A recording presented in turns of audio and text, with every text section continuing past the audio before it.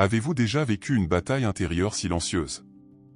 Un conflit invisible qui consume votre énergie, vos pensées, votre paix intérieure? Eh bien, ce champ de bataille n'est pas physique, il est spirituel. Et si vous sentez que le désir sexuel a été un point faible, peut-être devriez-vous envisager une vérité plus profonde et plus inconfortable, ce n'est pas de la faiblesse. C'est une guerre. Et les guerres ne sont déclarées que contre ceux qui ont quelque chose de puissant à détruire. Et si je vous disais que votre désir n'est pas une erreur, mais un message sacré déguisé? Que cette force qui vous trouble, vous embarrasse souvent, est en réalité un appel divin pour réveiller le guerrier qui sommeille en vous? Selon C.S. Lewis, les désirs les plus intenses des êtres humains ne sont que l'ombre de ce que nous recherchons réellement, Dieu. Et si l'enfer vous étudie, c'est que le ciel vous a appelé. Avant de plonger dans cet univers de connaissance de soi, je vous invite à vous abonner à la chaîne, à l'aimer et à activer les notifications. Ainsi, vous serez toujours connecté à du contenu inspirant et transformateur. Rejoignez-nous. Préparez-vous, car dans les prochaines minutes, nous allons explorer la véritable raison pour laquelle les élus sont confrontés à des tentations aussi intenses. Nous allons révéler ce que le désir sexuel révèle sur votre identité spirituelle, votre mission dans ce monde et ce que l'ennemi craint que vous découvriez. Car lorsque vous comprenez le véritable sens de la tentation, elle n'a plus de prise sur vous. Avez-vous déjà remarqué que les plus grandes tentations surgissent précisément lorsque vous décidez de vous rapprocher de Dieu? Ce n'est pas une coïncidence. C'est une stratégie. Et c'est là que beaucoup de gens se trompent, ils croient qu'être tenté est un signe de faiblesse, alors qu'en réalité, c'est le signe que le monde spirituel réagit à leur approche du dessein de Dieu. La libération spirituelle s'accompagne presque toujours d'un combat invisible. Et plus l'appel est fort, plus le bruit qui tente de l'étouffer est fort. C.S. Lewis considérait la tentation comme une épreuve de la valeur de l'âme. Autrement dit, il affirmait que l'enfer ne ménage aucun effort pour ceux qui sont déjà perdus. C'est pourquoi les élus vivent sous une forme d'attaque qui semble disproportionnée. Si vous êtes confronté à des désirs intenses, à des pensées qui semblent vouloir vous arracher à votre axe, comprenez bien, ce n'est pas de la faiblesse, c'est une guerre. C'est une tentation spirituelle qui cible votre identité. L'ennemi ne s'intéresse pas à votre comportement. Il s'intéresse à ce que votre comportement révèle de vous. Lorsque vous cédez à la tentation, vous ne commettez pas seulement une erreur, vous oubliez temporairement qui vous êtes. Il ne s'agit donc pas de résister pour le simple plaisir de résister, mais de résister spirituellement avec une clarté divine. Savoir qui vous êtes sur le plan spirituel vous protège des mensonges qui tentent de vous convaincre que vous n'êtes qu'un pécheur parmi tant d'autres. Si l'enfer vous étudie, c'est que le ciel vous a appelé. Cette phrase doit vous brûler. Car, tandis que vous vous reprochez d'être tenté, le ciel essaie de vous montrer que vous êtes nécessaire dans cette guerre. C'est là qu'intervient l'éveil du guerrier, comprendre que chaque désir confus peut être la clé de votre transformation intérieure, et non de votre destruction. La tentation révèle ce qu'il faut maîtriser pour régner sur d'autres plans. Et ne vous y trompez pas, la bataille ne se résume pas au désir charnel. C'est le vol d'un but. Chaque fois que le désir prend de l'ampleur, l'ennemi tente de vous éloigner de la voie de l'esprit. Mais vous pouvez choisir de considérer ce désir comme un indice.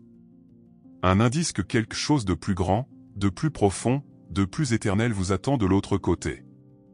Car ceux qui sont appelés à la pureté avec un but sont aussi confrontés à des pièges spirituels extrêmement séduisants. La prochaine fois que vous aurez l'impression d'être au bord de la chute, ne vous demandez pas « Pourquoi moi ?» Demandez-vous « Qu'est-ce que cela essaie de m'empêcher d'accomplir ?» Cela change tout. Car si la plupart des gens tentent d'éviter la tentation par la peur, vous commencez à l'affronter avec conscience. Et c'est là que réside le secret des élus, ils ne se cachent pas de la tentation, ils la traversent les yeux ouverts, faisant confiance au feu intérieur que Dieu a placé en eux. Le désir qui vous trouble aujourd'hui est peut-être la preuve que vous avez été mis à part pour quelque chose que peu ont la force de porter. Lorsque C.S. Lewis parlait du désir, il ne le condamnait pas, il indiquait ce qui le dépassait. Et c'est peut-être là votre clé aujourd'hui, voir dans votre tentation le signe qu'une guerre est en cours. Et la guerre n'est déclarée qu'à ceux qui ont le pouvoir de tout changer. Imaginez-vous ouvrir une lettre. Le papier est vieilli, les lettres sont soigneusement dessinées. Mais quelque chose cloche. Le ton est froid, sournois, ironique. Ce n'est pas un ange qui vous écrit. C'est une entité qui vous étudie. Un être spirituel qui connaît vos habitudes, vos insécurités, vos ambitions. C'est comme si nous lisions un passage caché des lettres de Screwtape, mais cette fois, adressé à vous. Nous n'avons pas besoin qu'il pêche, nous avons juste besoin qu'il oublie qui il est. Ce serait l'une des phrases centrales. L'ennemi n'est pas pressé. Il préfère que vous viviez distrait, spirituellement superficiel. Après tout, plus vous vous éloignez de votre identité spirituelle, moins vous représentez de risques. Et c'est là que les pièges surgissent, non pas comme de grands péchés, mais comme des distractions subtiles. Des désirs intenses sans direction. Des émotions sans filtre. Des connexions sans but.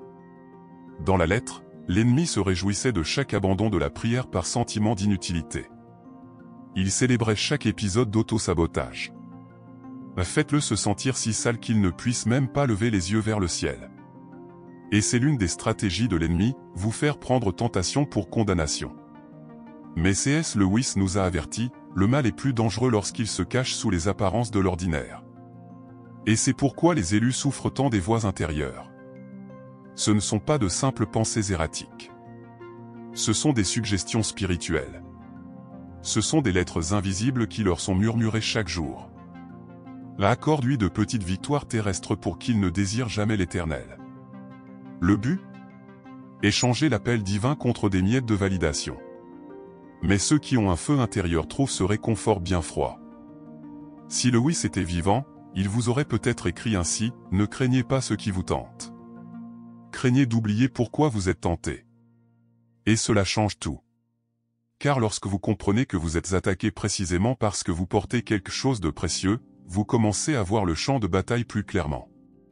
Vous réalisez que le combat spirituel se déroule même dans les moments les plus simples, lorsque vous décidez de parcourir votre fil d'actualité ou de vous plonger dans la parole. Cette lettre spirituelle vous rappellera également un point essentiel, le désir sacré n'est pas une impureté, mais une direction. L'ennemi tente de déformer ce qui est beau, divin, pur. Il vous fait croire que vouloir est mal. Mais Dieu n'efface pas les désirs, il les transforme. Ce qui manque, ce n'est pas la force, mais la perspective. La guérison de l'âme commence lorsque vous comprenez que vous êtes manipulé et que vous oubliez l'éternité qui palpite en vous. Alors, ouvrez vos yeux spirituels. Voyez entre les lignes de la vie. Chaque pensée impure, chaque impulsion soudaine, chaque doute soudain peuvent faire partie d'un théâtre spirituel mis en place dans un seul but, vous faire renoncer à ce que vous êtes destiné à être. Et savez-vous ce qui perturbe le plus l'enfer ? Lorsque vous lisez cette lettre invisible, et décidez d'y répondre non pas par la peur, mais par la foi. Parfois, tout semble déplacé. On essaie, on prie, on attend, mais rien ne se passe. Et puis la pensée surgit, Dieu m'a-t-il oublié ? Non, il ne vous a pas oublié. Il vous forge. Les élus ne sont pas perdus, ils passent par un processus de polissage. C'est comme l'or, plus il est précieux, plus le feu est intense. Et si ce feu a été grand, c'est peut-être parce que le dessein de Dieu est grand aussi. C.S. Lewis a dit que la souffrance est le porte-voix de Dieu.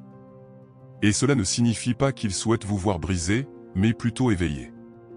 Le problème, c'est que nous avons été entraînés à penser que la douleur est une punition. Mais pour ceux qui sont séparés, la douleur est un appel spirituel. Dieu dit, il y a quelque chose en vous qui ne peut émerger que dans cet environnement. Et si vous y regardez de plus près, vous verrez que les moments les plus difficiles ont apporté les révélations les plus profondes.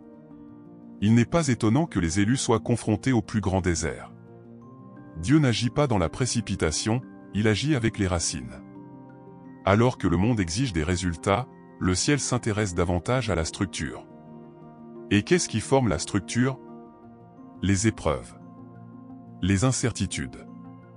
Les longues attentes. Non pas parce qu'il veut vous ralentir, mais parce qu'il construit en vous quelque chose que l'ennemi ne pourra pas détruire plus tard. La résistance spirituelle naît de la pénurie. Vous n'êtes pas perdu, vous êtes en formation. Chaque larme nourrit peut-être quelque chose d'invisible. Chaque silence de Dieu aiguise peut-être votre audition spirituelle. Et oui, cela semble parfois injuste. Mais ce sentiment est commun à ceux qui portent des promesses. Car le temps de l'attente précède toujours le moment de la percée. Et la percée spirituelle ne se produit que lorsque le cœur est prêt, et non lorsque le calendrier l'indique. Lewis voyait la souffrance comme une invitation à la maturité de l'âme. Et c'est peut-être l'étape la plus oubliée du processus, la maturité. Car, contrairement à ce qu'on nous a enseigné, être spirituellement mature ne signifie pas avoir toujours raison. C'est savoir revenir en arrière lorsqu'on s'égare. C'est reconnaître la tentation sans s'y noyer. C'est porter ses cicatrices avec honneur.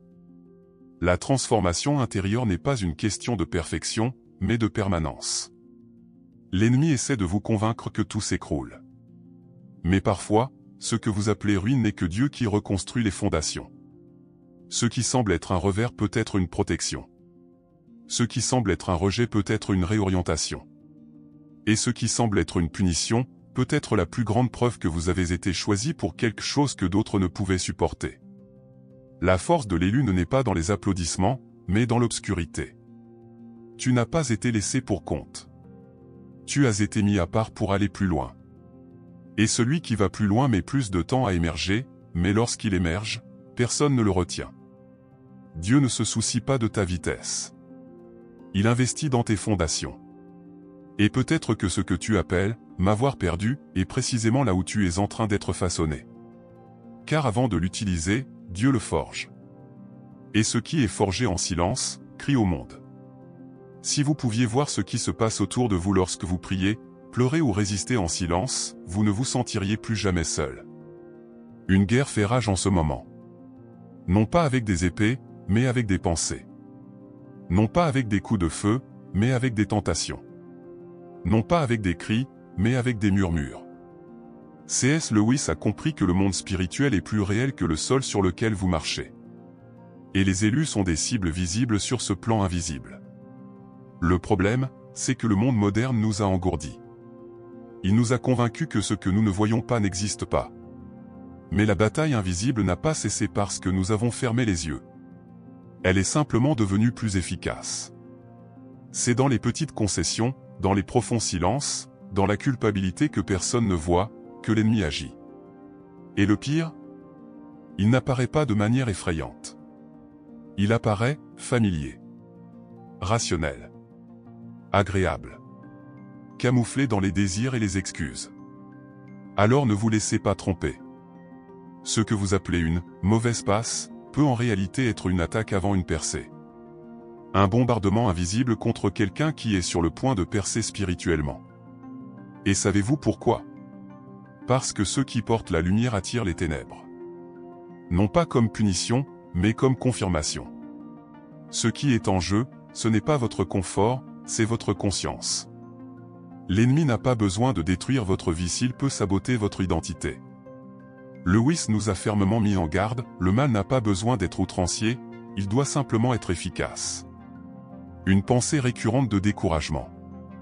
Un désir subtil qui échappe à tout contrôle. Un léger écart de cap, tout cela fait partie de la guerre. Et le secret des élus est de discerner. Il ne s'agit pas de vivre dans la paranoïa, mais de vivre dans la vigilance spirituelle. Car la guerre ne s'arrête pas simplement parce qu'on ferme la Bible pendant une semaine. C'est pourquoi la prière, le jeûne et la sensibilité à la voix de l'esprit sont plus que de simples pratiques religieuses. Ce sont des armes. Des boucliers. Des boussoles au cœur du chaos. Prier, c'est activer les cieux.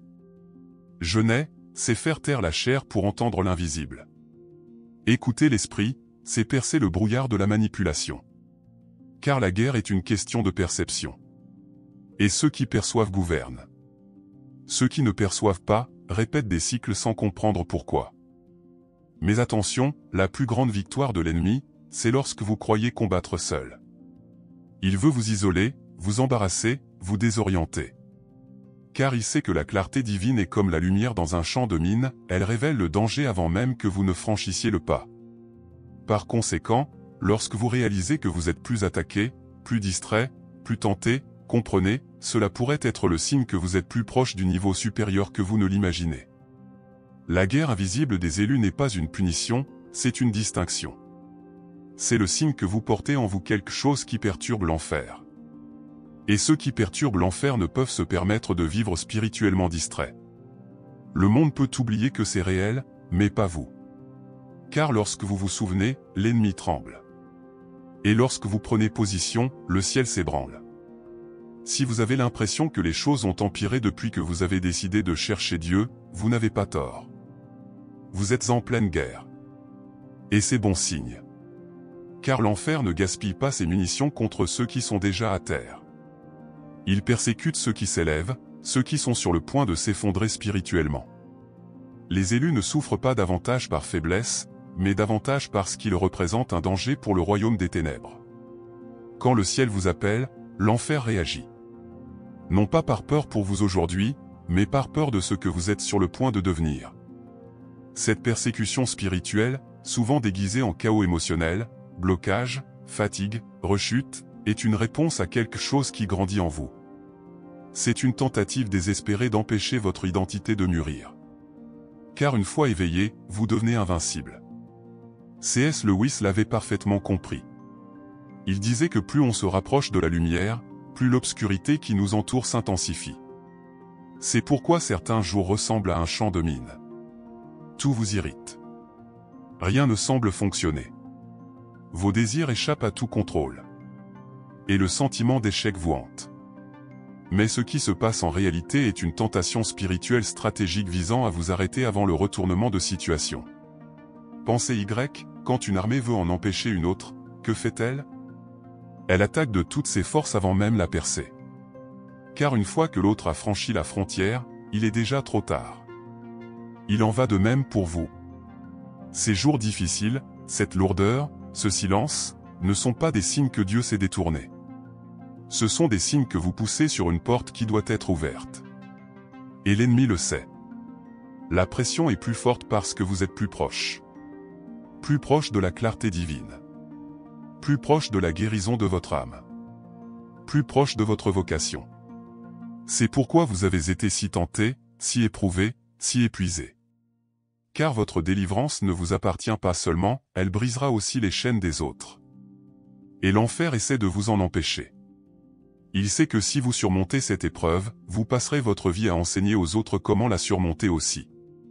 Mais vous devez changer d'état d'esprit, au lieu de vous demander « Pourquoi moi ?» demandez-vous « Pourquoi maintenant ?» Le moment de l'attaque révèle le moment de la promesse. Vous êtes à un tournant. Et lorsque vous réalisez que vous êtes attaqué à cause de ce que vous portez, tout change. La douleur ne disparaît pas, mais elle commence à prendre sens. Le combat continue, mais vous vous battez avec une ardeur et une détermination intérieure. Alors, la prochaine fois que vous aurez l'impression que tout s'écroule, déclarez « Je suis persécuté parce que je suis sur le point de m'effondrer ». Cette phrase a du pouvoir. Elle harmonise votre vision. Elle repositionne votre esprit. Car l'enfer ne craint pas ceux qui trébuchent. Il craint ceux qui se relèvent, les yeux ouverts, l'âme ferme et le cœur enflammé. La plupart des gens croient que pureté est synonyme de répression. Comme si être pur signifiait étouffer ses sentiments, éliminer le désir, vivre dans une punition émotionnelle constante. Mais ce n'est pas le cas. Certes, la pureté intentionnelle ne vient pas du contrôle, mais de la connexion. C.S. Lewis nous a appris que le désir n'est pas l'ennemi. C'est la carte. Le désir pointe vers quelque chose au-delà du physique, quelque chose d'éternel. Ressentir du désir n'est pas signe d'éloignement de Dieu. C'est signe de vie. Et, plus important encore, de soif d'âme. Mais le monde, avec ses pièges spirituels, a tout déformé. Il vous a fait croire que plus vous désirez, plus vous êtes impur. Résultat ? Une génération d'élus honteux de leur propre sensibilité. Alors qu'en vérité, ceux qui ressentent profondément sont ceux qui peuvent le mieux se connecter au divin. Lewis disait que le problème du désir n'est pas qu'il soit trop fort, mais qu'il soit mal dirigé. Notre soif de paradis est profonde, mais nous finissons par essayer de l'assouvir avec des miettes. Avec des distractions. Avec des relations superficielles. Avec des récompenses éphémères. L'ennemi le sait. C'est pourquoi il ne cherche pas à étouffer votre désir, mais à le rediriger. Car si vous comprenez ce que vous recherchez vraiment, la donne change. Le désir sacré est celui qui naît de l'esprit et vous pousse vers Dieu. C'est le désir de quelque chose de plus profond, de plus vrai, de plus complet. Et le désir sexuel, curieusement, peut en être l'un des plus grands indices. Considéré non pas comme une honte, mais comme une boussole, il révèle les zones à éclairer. Un désir non pas refoulé, mais illuminé. Non pas nié, mais consacré. Le refoulement engendre la culpabilité. La culpabilité engendre le repli sur soi. Et le repli sur soi affaiblit l'âme. C'est pourquoi tant d'élus vivent dans des cycles de chute et de confession, sans jamais vraiment percer. Parce qu'ils tentent de tuer un désir qui mérite d'être transformé. La transformation intérieure se produit lorsque l'on cesse de se battre contre soi-même, et que l'on commence à écouter ce que le désir essaie de nous dire. Concrètement, qu'est-ce que cela signifie? Vous pouvez transformer la tentation en prière. Le désir en orientation. La lutte en révélation. Lorsque vous ressentez une impulsion qui semble vous submerger, demandez-vous, qu'est-ce que je recherche vraiment ici? Peut-être l'intimité, le réconfort, l'amour, ou simplement la présence. Et ces choses ne s'achètent pas, elles se trouvent dans la voie de l'esprit, dans le silence, dans l'abandon. C.S. Lewis nous l'a rappelé, nous ne sommes pas faits pour ce monde. C'est pourquoi tout ce qui est terrestre semble, au fond, incomplet. Le désir sexuel, canalisé avec conscience, peut devenir une puissante source de connexion avec le ciel. Non pas parce qu'il est nié, mais parce qu'il est compris. La pureté cesse alors d'être une oppression, et devient liberté. La liberté de ne plus avoir à se cacher de soi-même. Avez-vous déjà songé que le mal craint peut être plus votre mémoire que vos prières? Car ce qui effraie vraiment l'enfer, ce n'est pas ce que vous faites, c'est quand vous vous souvenez de qui vous êtes. C.S. Lewis a profondément compris cette vérité spirituelle, les plus grands dangers pour les ténèbres ne sont pas les personnes religieuses parfaites, mais les élus éveillés. Ceux qui regardent en eux et reconnaissent le feu qui les habite. L'ennemi craint votre réveil.